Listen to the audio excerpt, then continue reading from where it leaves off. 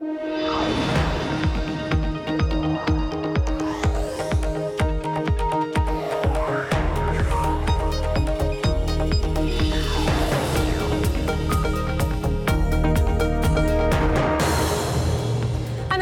San Francisco, and this is Bloomberg Technology. Coming up in the next hour, Apple reports earnings that beat expectations and gives an upbeat forecast for the current quarter. We'll bring you all the highlights from the results and the call. Plus, Facebook detects political interference on its platform ahead of the U.S. midterm elections. What is the social network doing to secure itself? And Tesla is gearing up for its earnings results Wednesday. Can CEO Elon Musk win over skeptics concerned about production issues and his leadership? But first, to our top story, Apple shares spiked right after reporting third quarter results. The iPhone maker beat analyst estimates on revenue, raking in $53.2 billion in the quarter, and forecast strong guidance for the current quarter. The iPhone itself, however, sold fewer units than analysts expected, but the average selling price of each iPhone was strong. The company also reported strong services revenue, buoyed by the App Store and Apple Music. And products like AirPods and the Apple Watch continued to make good progress. Joining us now from New York, Dan Flax, Neuberger Berman senior analyst, and also with us we have Bloomberg Markets correspondent Romain Bostic. So lots to digest here. Let's start with Dan, that iPhone number, below estimates, and it means Apple only sold about 1% more iPhones this quarter than a year ago. We know people are always holding out this quarter for the phones that we expect to come next quarter, but is this disappointing? I think, Emily, if we look at the actual data, the fact that the ASPs were healthy, and of course we're in a seasonally weaker time, suggests that the overall business remains quite solid. And of course we have new products that are likely to come out in the beginning, early to mid-September. And so overall for iPhone, I think the numbers were just fine. And of course, as we see the services results and other products which suggest that wearables, the AirPod, watches are doing well, really suggests that the platform is broadening out and you have multiple growth drivers, which we think it makes this a very interesting story over the next couple of years. Well, everything else looked good except for the Mac number, which we will get to. But Romain, overall, it seems the market is responding well. You know, there were concerns that any sign of weakness here would lead to a downward spiral, but we're not seeing that. Yeah, I mean, the stock is up about 3% after hours, and a lot of that, as Dan alluded to, is really because of what you saw in services and what you saw in accessories. I don't think most of the market was really looking for much out of iPhone unit sales itself. The expectation generally is that as we get into the next quarter, towards the end of the next quarter, hopefully we should see some growth there. But in the interim, they're still producing a lot of cash, they're producing a lot of profits, and for now, investors seem to be comfortable with that. Does the Mac number worry you, Dan? This is a company that certainly worked hard, especially more recently, to rejuvenate the Mac line, but this is the lowest quarter for Mac sales since 2010. The number itself doesn't worry us particularly, and partly because you tend to have product cycles, and so the unit numbers, depending when you have new products launched, can be impacted in a given quarter or a series of quarters. What we think is notable here is that as the company transitions its users to new compute platforms, certainly the iPhone is notable, but it's the newer areas which really give us confidence that when we think about how the Apple is likely to evolve over the next several years, there are other platforms that are going to be able to help contribute to the growth. And that ultimately we think is what is going to create significant value, certainly for its customers, but for its shareholders as well. And let's take a look at international growth. China performed remarkably well. This is a company where we've been concerned about growth in China over the last couple of years, but they saw 19% year-over-year growth in China, even in the midst of all of these trade tensions, Romain. Yeah, it's still performing well. And look, I mean, this is a stock and this is a company, I think, that isn't really generating the excitement that you see in a lot of the other tech spaces. I mean, when you look at Amazon and Alphabet and some of these other names, you're constantly hearing about new new products and new services and new initiatives, and that gets investors excited, as it should. But what we're seeing with Apple is a company that continues to grow at a fairly steady pace. It's not parabolic, it's not dynamic, but it's steady enough, and it's attracting obviously a lot of attention from folks like Warren Buffett and some of the other value names out there who are looking for a stock that can be resilient in the face of trade tensions, in the face of an economic slowdown. And at least for now, it appears that Apple is that stock. Tim Cook hasn't said much about the trade tension, so they are, all analysts, we are all listening for clues, listening to hear him make any indication, about what's going on and whether this will impact Apple, especially if President Trump delivers on his promise to put tariffs on as much as $500 billion worth of goods. Dan, are you concerned about the political issues surrounding us right now and whether that could hurt Apple? It's something we're watching very closely. And I think, as we know, Tim Cook and the company are reaching out to both sides, as they have for many, many years. And we expect that to be certainly part of what they are going to do. But I think what's important to note here is that the company has created jobs in America, and Apple has talked about investing hundreds of billions of dollars in America over the next several years. And they're also creating jobs in China and, frankly, all over the world. And so when we think about Apple, they are a good corporate citizen who are helping to invest, to build, to innovate. And stepping back, if we think about the App Store and the developer ecosystem, Apple has paid out over $100 billion to developers over the last decade, and that's globally. And so the fact that the company is able to build a platform upon which others are empowered to create, to innovate, to build businesses, we think that should resonate, hopefully, with both the government officials in China and the U.S., and that Apple can really help to be part of a solution, if you will, over time here. Tim Cook, speaking on the call, says the company is still on track to meet that goal for doubling services revenue by 2020. Also talking about the iPhone, saying that the iPhone 10 was again the most popular phone in the quarter. That seems to be clear based on the especially high average selling price of the iPhone, $724, which is higher than the $699 analysts had estimated. So you could say that the two big businesses here, services and the iPhone, still both going in the right direction, Romain.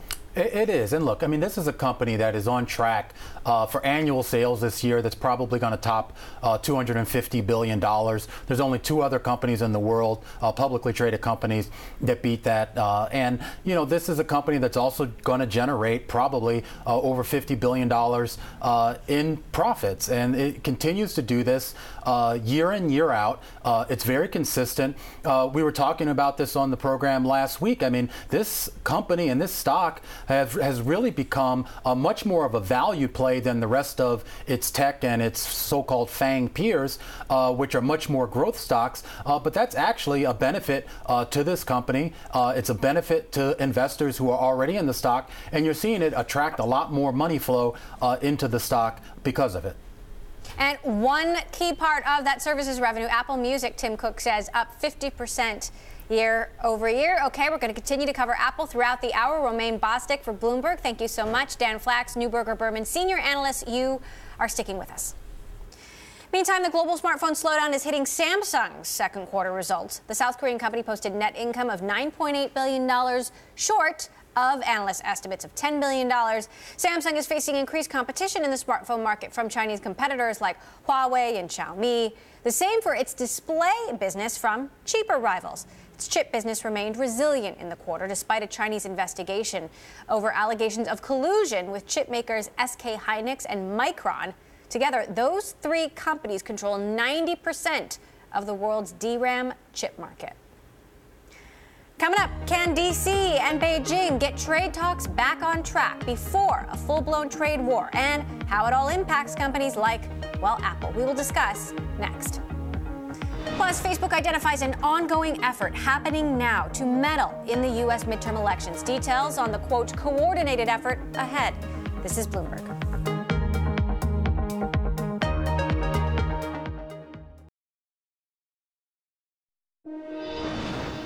With the U.S. midterm elections just months away, Facebook has confirmed what many have already suspected. The social network has identified an ongoing effort to influence the election using inauthentic Facebook accounts and pages. COO Sheryl Sandberg spoke to the press and shared these details about the investigation. We disabled the event, and later today we'll begin informing people who were interested in the event or said they'd attend. It's clear that whoever set up these accounts went to much greater lengths to obscure their true identities than the Russian-based Internet Research Agency, IRA, did in the run-up to the 2016 U.S. presidential election. For more, I want to bring in Bloomberg Tech Sarah Fryer. So what exactly has Facebook detected here? So Facebook has been looking ever since 2016 when they saw the Russian influence in the U.S. presidential election and failed to disclose that until long after the election had been decided. They committed themselves to trying to prevent that in the future. This is the first time they're coming out and saying that they found a separate instance of election meddling, and they don't know yet if this is from Russia or from somebody else. It is very small compared to what Russia did. It is very early on in Facebook's investigation of it, but they're bringing the public into what they know since they've been communicating with Congress and the FBI about what's going on. They've also said it's more sophisticated, or that these attackers are more disguised, yes. Right? So Facebook has been warning that no matter how much they invest in trying to stop these things from happening, that it's possible the bad actors will always be a step or two ahead. And in this case, they were able to obfuscate their identities in a much more sophisticated manner than the IRA did. The IRA was using, Russia-linked IP addresses to do their work. These actors bought their ads through third parties that were, much more difficult to track. Let's take a listen to Sheryl Sandberg on the call earlier, making that familiar refrain about security being an arms race. Security is an arms race, and it's never done. We've made it harder for inauthentic actors to operate on Facebook. Yet we face determined, well-funded adversaries who won't give up and who are constantly changing tactics. That means we need to continually improve as well. We're investing heavily in security so we can find and address these kind of threats. We've improved our AI so that we can more effectively detect and block fake accounts. So here's the question. Is Facebook doing enough? You have critics out there who continue to say, no, it's not enough. Well, one thing that Facebook needs is they need some cooperation from the government at a level where, they're not the sole national security helper for the United States. I mean, are they getting government help? They are. I mean, they said that I asked that question on the call, and they said that they're happy about the increased collaboration they're seeing from intelligence agencies, from Congress, but they don't want to get to the point where they're saying, we are going to analyze this and try to figure out the motivation behind these actors. All they can say, they said on the call, all they can say is what they see on the platform. They don't know how this affected things in the real world. They don't know about the motivations or who this might potentially be. So part of this improvement in their system is sharing the information with third parties and even other tech companies that can try to build a bigger picture of what's going on.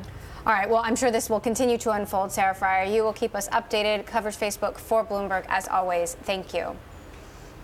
Well, Bloomberg has learned that the U.S. and China are trying to restart stalled trade talks, hoping to avert that full-blown trade war. Representatives for both U.S. Treasury Secretary Steven Mnuchin and Chinese Vice Premier Liu He are having private meetings to figure out how to get the talks back on. This according to people familiar with these meetings. The news comes a day ahead of the next wave of U.S. tariffs. That would be duties on an additional $61 billion worth of Chinese goods. Now, to get more details, let's get straight to D.C., where the Bloomberg trade reporter who helped bring us this scoop, Jenny Lendert, is standing by, and still with us in New York, Neuberger Berman senior analyst Dan Flax. Jenny, first of all, tell us, what do we know? What we know right now is that Treasury Secretary Steven Mnuchin's team has been in touch with his Chinese counterparts to figure out how to get the stalled talks back on track. We know that the two sides haven't talked since the U.S. imposed the first round of tariffs. And of course, since then, we've seen upping the anti-tariff tit for tat on both sides. What we know also is that there's still internal discussions going on within the U.S. cabinet, whether whether or not to have these talks and when to have these talks, who should have these talks, where should these talks take place. So you could say that they're really talking about logistics here and whether or not and at what point the U.S. and the Chinese presidents get involved. Because as you might recall, there was a time before where the two sides talked and they thought they had a deal and they actually didn't because President Trump walked away from it a couple days later. So the Chinese have made clear that they now need to talk on the highest levels, which are the presidents. And so we're very in the early preliminary stages of figuring out the logistics, really, of getting these talks back on track. Now, Dan, we're waiting for Tim Cook, Apple CEO, to give any indication of his thinking on these issues on Apple's earnings call. But are you optimistic about this new news, the potential for this trade war to be reeled back in? I think this most recent announcement or the expectation that we'll get a little bit of news is really a step along what I suspect will be a series of many, many steps and a lot of back and forth in the coming months.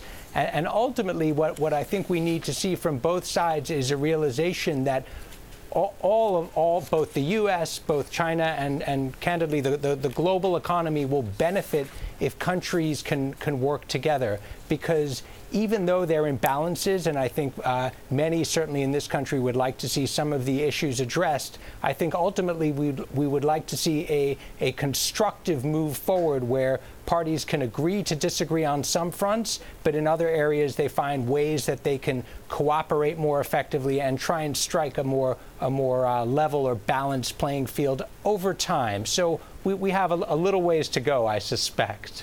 Now, Jenny, walk us through the timetable of what may or now may not happen, given that a wave of tariffs is supposed to start as early as Wednesday.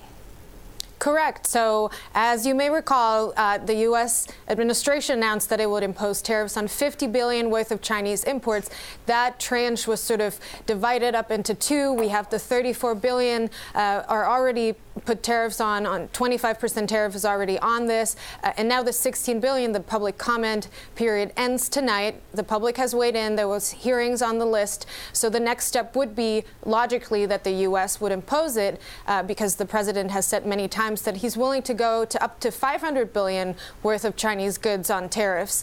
So what we know right now is that the tariffs are set to go into effect.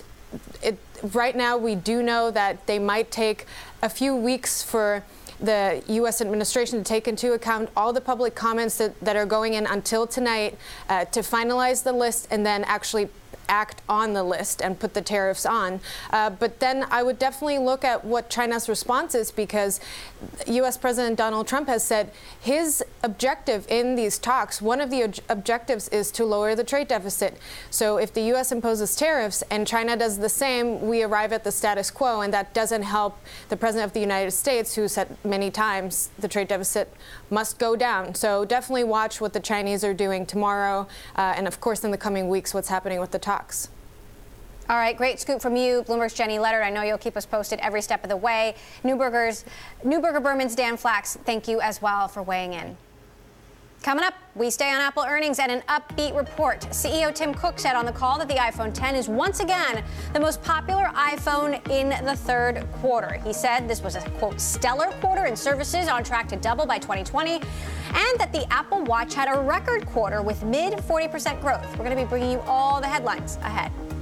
And Amazon, keeping it in the family. We will take a look at just how Jeff Bezos' family has also reaped the benefits of his astounding success. This is Bloomberg.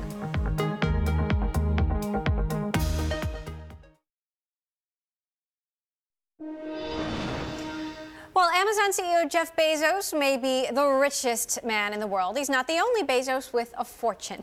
In 1995, Jackie and Mike Bezos invested $245,573 into their son's e-commerce website. Today, that big gamble may be the most successful venture investment of all time. According to Bloomberg reporting, Bezos' parent stake in Amazon could now be worth almost $30 billion, making them wealthier than Microsoft co-founder Paul Allen. The pair's shares would make them the second biggest shareholder in Amazon following their son. Also, Bezos' siblings could each be worth about $640 million apiece. With Amazon, Alphabet, and Apple's race to $1 trillion, Bezos' family could be just a few of tech's unknown billionaires. Here to discuss further is Bloomberg's Tom Metcalf, who wrote this story. And Tom, you had some fascinating details, not the least of which was Jeff Bezos telling his parents that there was a 70% chance they would never see their money again. Yeah, exactly. He was very clear when they were discussing whether they should put their money in, and he basically said, look guys, this is a super risky investment, and I want you to know the risks because I really want to be able to come home and have Thanksgiving dinner with you. But as you point out, I mean, Amazon has kind of worked out, and I'm pretty sure he's always welcome around their home.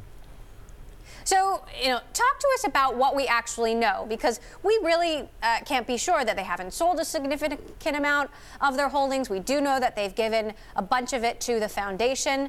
How much money do they actually have right now? Well, that's a great point. So basically, the last time their holdings were disclosed was at the end of 1999. That's nearly 2 decades away. And so what we did in the story was break out the various, the bull case, the base case, and then the bear case.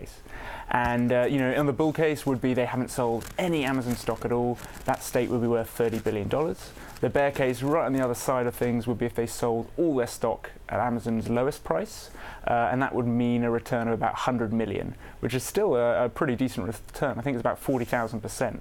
But yeah, there's a huge sort of range there in terms of what they might have done. But we're pretty sure they haven't sold all their Amazon stock, just because, like you point out, there's a big charity they have, and they donate Amazon stock to that regularly. Now, it's not unusual for parents to invest in their children's ventures, though Bezos' parents certainly made a good choice. How does this compare to the parents of other billionaires?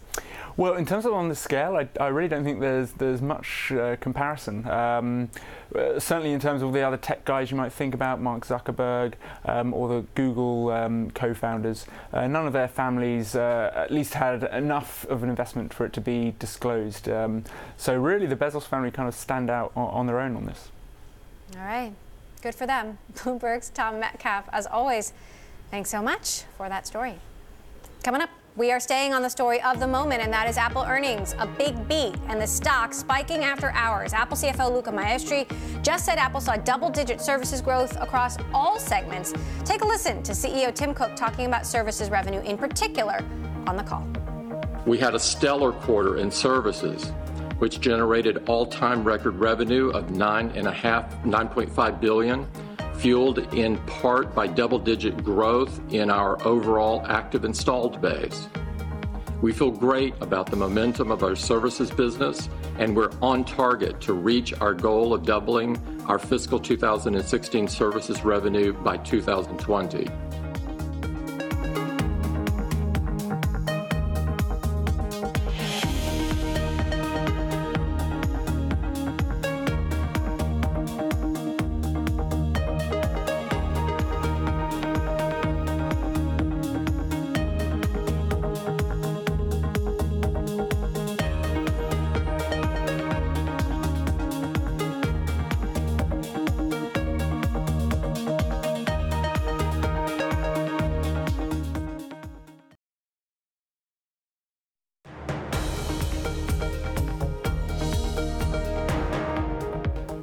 This is Bloomberg Technology. I'm Emily Chang in San Francisco. Back to our top story. Apple out with very strong third quarter results, beating analyst estimates on revenue, raking in $53.2 billion in the quarter. The tech giant also forecast strong guidance for the current quarter. Tim Cook spoke on the third quarter earnings call, saying the iPhone 10 was the most popular iPhone in the quarter yet again, and is gaining market share around the world. And while the iPhone has always been the moneymaker for Apple, Tim Cook says there was another star this quarter. Take a listen.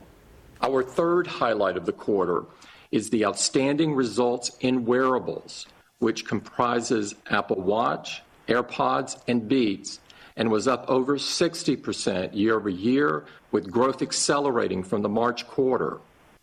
Our wearables revenue exceeded $10 billion over the last 4 quarters, a truly remarkable accomplishment for a set of products that has only been on the market for a few years.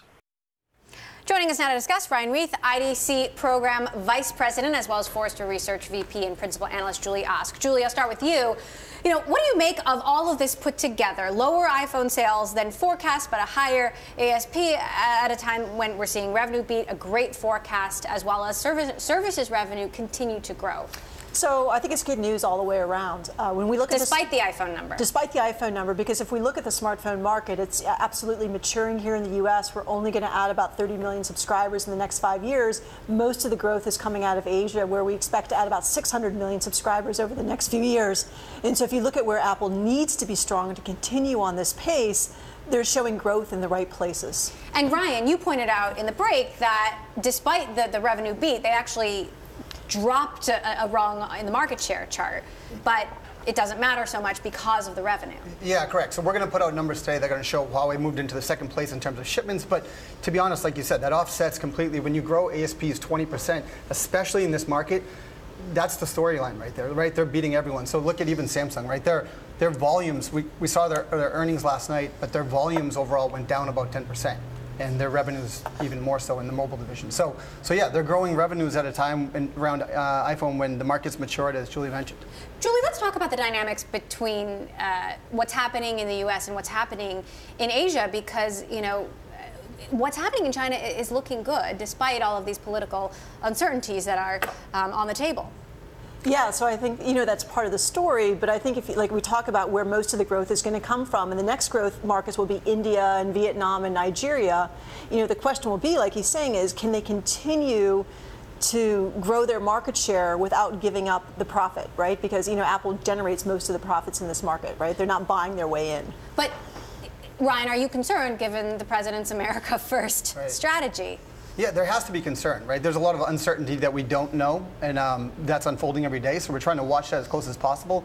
But I think overall there's uncertainty there. The other piece about the developed markets slowing down, which is where Apple has focused. These other high growth markets like India, like Indonesia, and so forth. Right now, there's no pricing structure in terms of subsidy or financing that really supports Apple's higher ASP. So I believe they're looking at that very closely, and likely they'll come up with some solution, whether that's partnering with telcos or service providers or whatever that might be. But I do think that they're looking at those markets as growth opportunity. App Store, Apple Music going strong. Take a listen to this from Tim Cook on the call. Paid subscriptions from Apple and third parties have now surpassed 300 million, an increase of more than 60% in the past year alone. Revenue from subscriptions accounts for a significant and increasing percentage of our overall services business.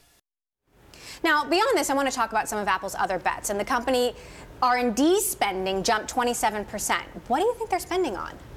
I hope they're spending it on, making the next generation of products to be more intelligent. Like if we look forward and we look at their core set of products, whether it's wearables or it's smartphones, how good those products are and how attractive they are to consumers are going to depend a lot on just broadly this family of technologies under artificial intelligence. So how good is voice? Like how good is their virtual assistant? Like how good is Siri? And how well can they connect that into an ecosystem of services? And what about original content, giving that good original content could buoy sales of Apple TV, for example? Right. Yeah, the content story is a big one, right? And I think Apple's continued to focus on trying to build their content story, and it's proven to be challenging in some areas, but I don't think they're alone there, right? So I think they continue down that path because when you look at, there's only a few. They're certainly not alone. Yeah, and there's only a few major platform players really out there, though, right? So I think for them, it's a long story by all means because I think it's critical. Tim Cook on the call saying we feel great about our current services, but we're also thrilled about our pipeline of some new services. With the combination of these, we feel good about hitting our objective and even doing a little bit better. What could the new services be? Anyone's guess? Yeah, I mean, I think they're unlimited, right? So I think that I have to believe that Apple and all their major competitors are sort of looking at services in many ways, right? There's your current content and what you can sort of get in terms of providers and partners today, but I think they're looking at it more through the lens of what is technology going to bring in terms of tomorrow and the years to come, and how do those turn into more of a service offering, right? And I think that's what we're seeing across the board. I mean, today you can't talk about anything as a service without going through device, platform, you name it down the line. So I would think it's got to be sort of a mix there from them. We've seen some concern about the Mac number, the lowest quarter for Mac since 2010, and this has been a core product. Yeah, no, so I think that trend is going to continue. We're not going to see tablets recover, and so it's good to see the news on the wearables and on the watch. But I think, one of the things you're pointing out is there's no replacement for the smartphone in the foreseeable future, which then I think makes their dependence on growing that services category of revenue even more important as we look forward. At a certain point, could services surpass iPhone revenue? In their dreams. Yeah, I think it's a long ways off. But I have to also believe that a large part of that R&D is going towards just getting more vertically integrated. Right? We've seen every single year they progress in terms of what they're doing around their chipsets and so forth. And I have to believe that's a big strategy for them to get less dependent on component suppliers. Is I think a broader scheme for Apple. I think one of the challenges a company like this faces going forward as well is the value of their hardware is increasingly dependent upon the value of the services and the third-party ecosystem of devices and services around their product.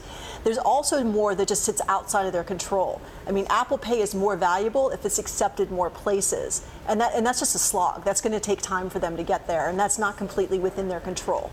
So, Ryan, what are you looking for in the coming quarter? There's a strong forecast, and we're expecting a new family of iPhones, and this family of iPhone strategy seems to be working for them. Yeah, absolutely. And I think the fact that the Q4 numbers for them, Q3 quarter, the guidance was strong. That shows me that they're going to be ready to launch these new products all together at once, around that September, launch timeframe or whatever that might be.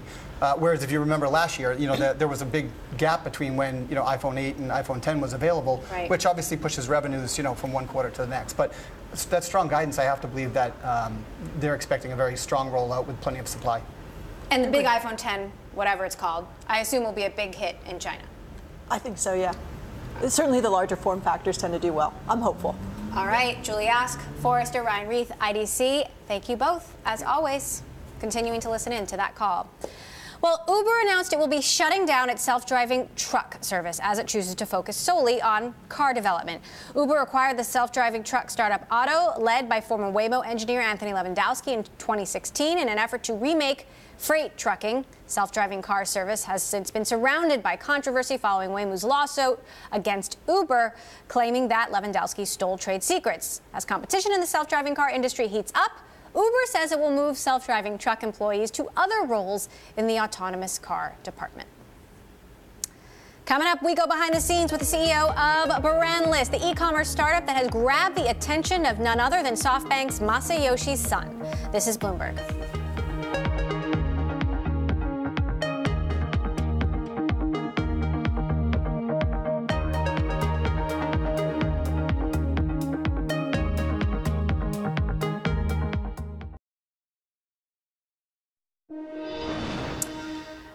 A one-year-old e-commerce startup hopes to take on the e-commerce world with its latest boost of $240 million in Series C funding led by the SoftBank Vision Fund.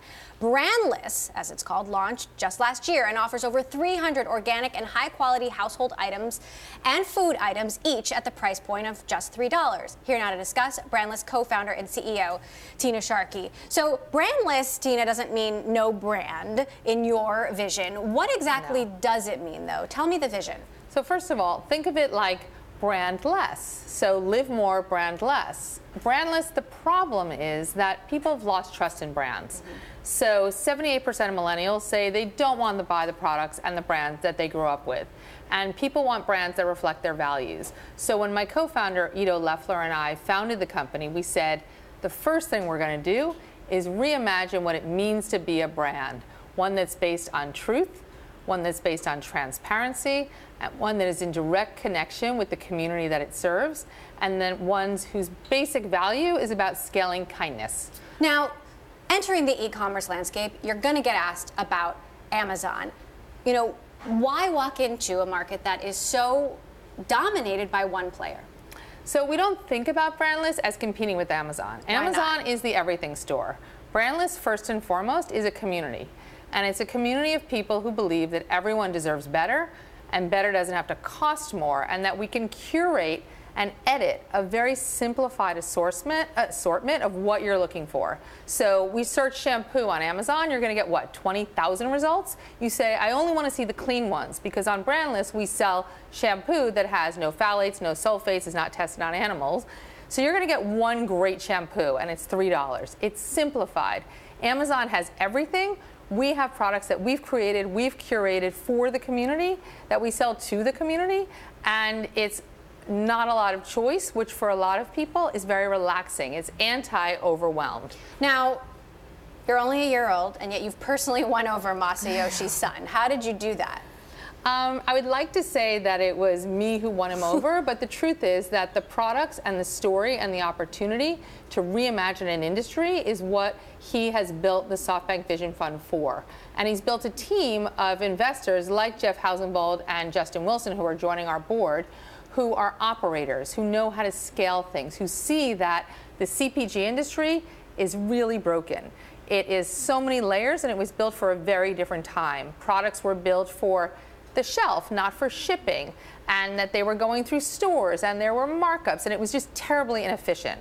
At Brandless, what he saw was that we can actually completely disrupt that supply chain and go direct to consumers and build direct relationships with consumers and use data and artificial intelligence and machine learning to actually create the products that people are looking for and de-risk all of the big sort of paradox of choice when there's way too many products out there. Let's talk about risk, because you've been in this business a long time. You ran Baby Center, a $500 million valuation. That's a lot to live up to. How do you plan to use this money, and how do you plan to deliver on that big vision? So, in order to reimagine an industry, that is not just like a single swing at the bat. It is about investing in, first and foremost, our people, building out an extraordinary team, using it to scale our technology and our data science and all of that infrastructure, and to create more products, greater assortment, and accelerate bringing Brandless to everyone. Talk to me about the costs. How can you make money here? How is it possible that that shampoo and that popcorn is really only $3? So, well, it's actually a lot less than that. The problem is that you are getting ripped off.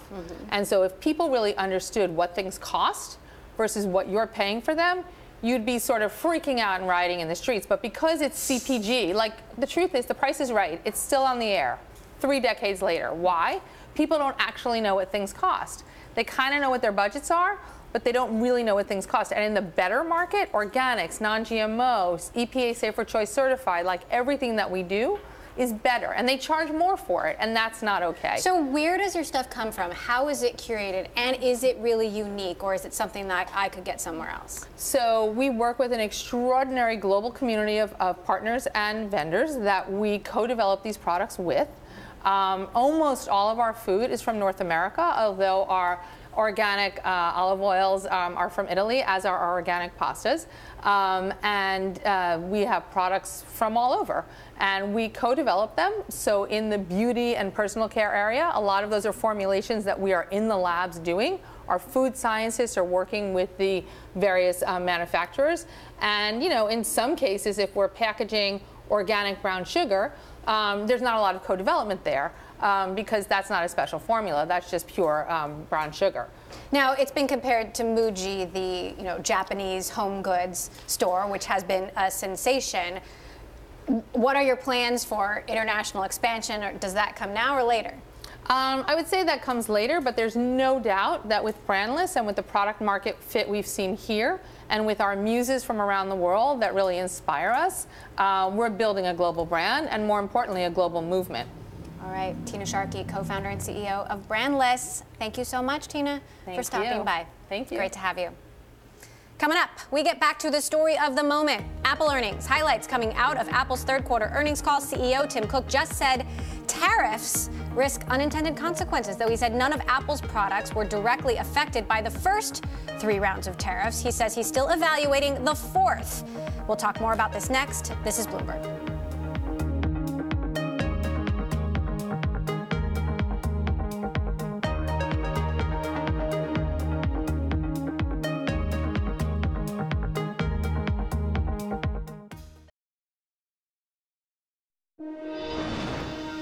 Clouds are gathering over Tesla ahead of second quarter results Wednesday. Several analysts recently published notes striking cautious tones. Concerns are growing around the company's cash flow, Model 3 production targets, and gross margins. It all leads to one central question. Is Tesla really a car company, a real car company? Bloomberg's Ed Ludlow explores. Elon Musk says Tesla is a real car company. but some analysts have doubts, so let's break it down. Tesla's worth more than Ford, with roughly the same market cap as General Motors, and it's nearing its own production targets. At the end of June, Tesla made nearly 7,000 cars in a single week. A little over 5,000 were Model 3s, and at that level, Musk says Tesla can be profitable in the third and fourth quarters. But analysts are yet to be convinced Tesla can sustain that level and say the company need to make the jump from niche car maker to global mass production giant in a way that's profitable and quickly. The company's burning through cash, $1 billion a quarter, and analysts say it will need more. Tesla's already raised $19 billion in capital since 2010, burned through more than $8 billion in cash, and never posted a full-year profit. And profit is something Musk acknowledged is important back in April amid job cuts and budget tightening. Meantime, Tesla's producing just a tiny number of cars compared to old-school automakers. Come mid-2018, the company's built just 88,000. Compare that to GM's projected 8.65 million vehicles and $10 billion in pre-tax profit for this year. And Tesla is still relying on a single plant in California to achieve scale. 1/3 of production is housed under a large tent. And when it comes to global growth, Tesla plans to build a plant in China, but it won't be ready for at least another 2 years, and no one knows how much it will cost. And that's why analysts say Tesla's not yet a real car company. Ed Ludlow, Bloomberg News, San Francisco. And now a final wrap-up of Apple earnings. The company out with third quarter results, beating analyst estimates. Also a strong fourth quarter forecast. Tim Cook said this earlier on the call. Today, we're proud to report our best June quarter revenue and earnings ever, thanks to the strong performance of iPhone services and wearables. We generated $53.3 billion in revenue, a new Q3 record. That's an increase of 17% over last year's results, making it our 7th consecutive quarter of accelerating growth, our 4th consecutive quarter of double-digit growth, and our strongest rate of growth in the past 11 quarters. Joining us now, who else but Bloomberg Tech's Mark Gurman, who's been blogging live on the Bloomberg and digesting all of the results. Tim Cook talking for the first time about these tariffs, saying that they could have unintended consequences. He's not so worried about the first 3 waves. He's looking at the one that is supposed to be coming, if it comes. What do you make of it? Yeah, that was the highlight of the call. He basically, gave us a classic, Bloomberg primer about what's going on here, listed it out, 4 different tariffs. He said that Apple's not particularly worried about the first 3. He says none of our products are affected by them. But there's this 4th one that's under discussion right now, hasn't gone into effect yet. This is the $250 billion one between the U.S. and China. Cook says that they're reviewing it. They're going to share their thoughts about it with the U.S. government, the Trump administration, and then go from there. Why might this one in particular be a little bit more risky?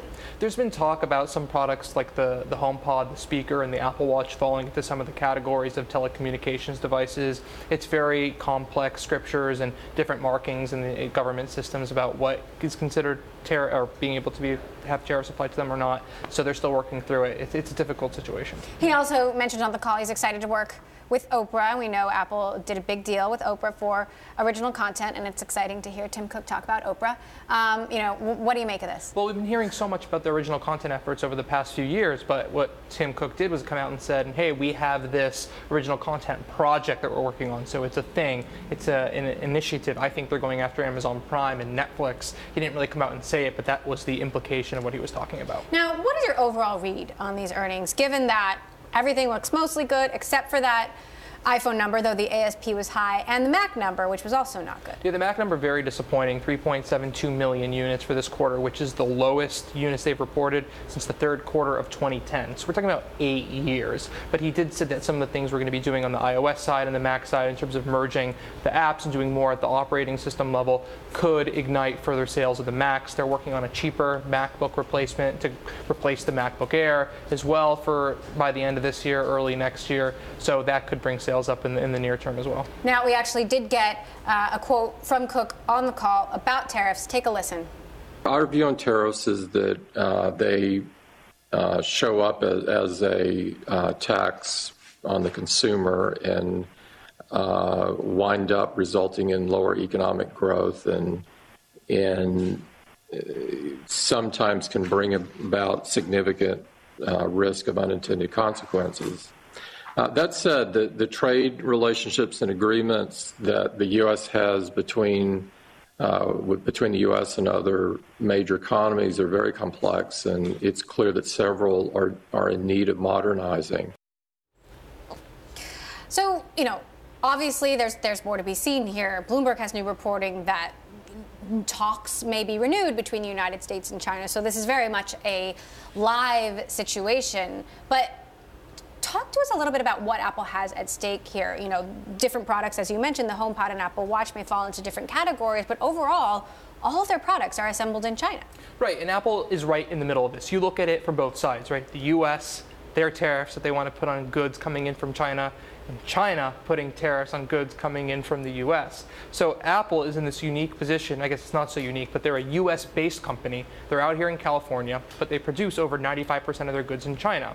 So it's not really fair to say that Apple's not going to be hit at all, right? You have to choose a side, right? They're either going to get hit on the U.S. side or the China side. It's to be seen which side that is. So far, it appears none of their products have been hit, but clearly they are worried about this fourth set of tariffs. The one to review right now. Clearly, they're going to respond to it, as Tim Cook said. So clearly, they know something. They know that they could be affected in some shape or another for that fourth one. And we know Tim Cook has spoken with the president on several occasions. He's been to the White House now a number of times.